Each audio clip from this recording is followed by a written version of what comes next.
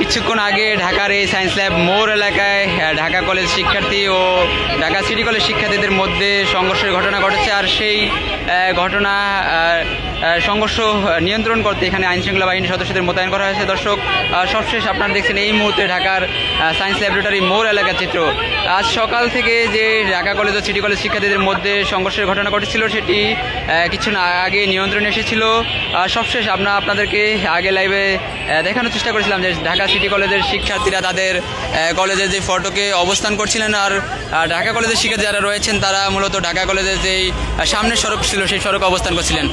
সবশেষ সেই সড়ক থেকে একটি মিছিল নিয়ে তারা মূলত ঢাকা সিটি কলেজের দিকে আসার চেষ্টা করছিলেন। সেই পথে আমরা দেখেছি পুলিশ তাদেরকে বাধা দিয়েছে, পুলিশ ব্যারিকেড সৃষ্টি করে তাদেরকে সেখান থেকে সরে যাওয়ার অনুরোধ করছেন।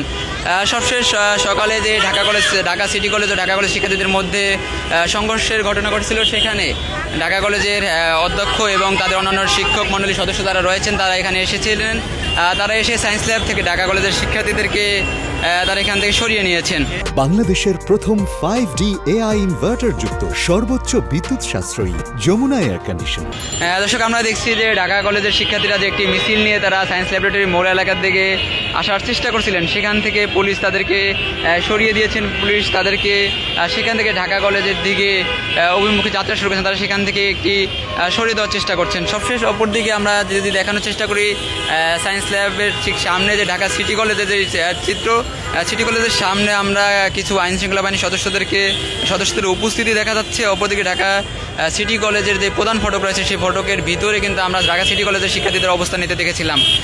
সেখানে শিক্ষার্থী যারা রয়েছেন তারা বেশ কয়েকজন প্রধান ফটকের সামনে অবস্থান নিচ্ছিলেন।